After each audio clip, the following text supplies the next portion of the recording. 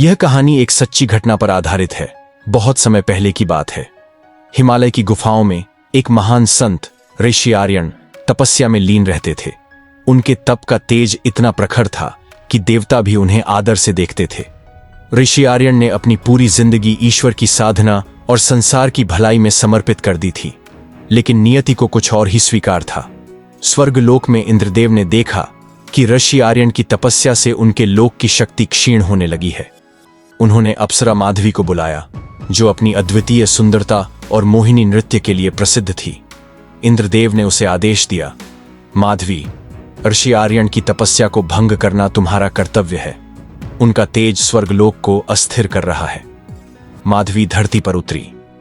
वह इतनी सुंदर थी कि जहां से भी गुजरती फूल खिल उठते, हवा में मिठास भर जाती और पक्षी उसका पीछा करने लगते।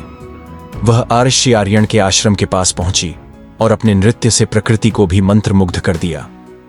ऋषि आर्यन उस समय ध्यान में लीन थे, लेकिन जैसे ही माधवी ने अपना मोहक नृत्य आरंभ किया, उनका ध्यान भंग हो गया। उन्होंने अपनी आंखें खोलीं और माधवी को देखा। उनकी सुंदरता और आकर्षण ऐसा था कि आर्ष का मन पहली बार डगमगा गया। माधवी ने अपनी मधुर आवाज में कहा, हे तपस्वी, मैं स्वर्ग की एक साधारण नर्तकी हूं। मैं आपकी महानता के बारे में सुनकर आपकी सेवा में आई हूं। ऋषि ने कहा, हे देवी, तुम्हारा आगमन मेरे लिए सम्मान की बात है, लेकिन मैं तपस्वी हूं। मेरा मन इन सांसारिक मोहमाया से परे है। माधवी ने फिर नृत्य शुरू किया।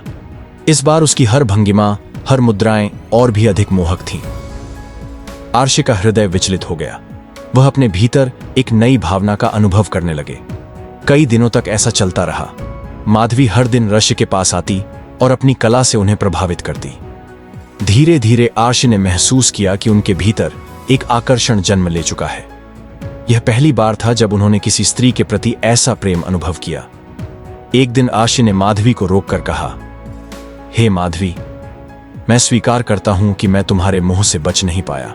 तुम्हारी सुंदरता और कोमलता ने मेरे तपस्वी जीवन में प्रेम का संचार किया है।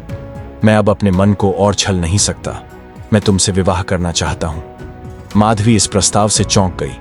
वह इंद्र के आदेश का पालन कर रही थी, लेकिन अब उसे भी आर्षि की सरलता और तपस्या का तेज आकर्षित करने लगा था।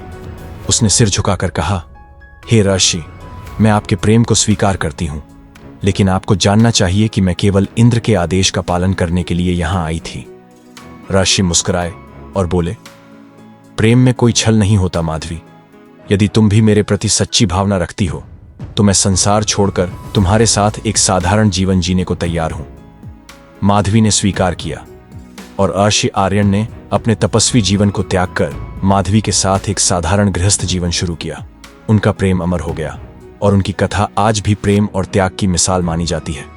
दोस्तों, अगर आपको ये वीडियो पसंद आई हो तो हमारे चैनल राहुल्स वर्ल्ड को सब्सक्राइब जरूर करें। धन्यवाद।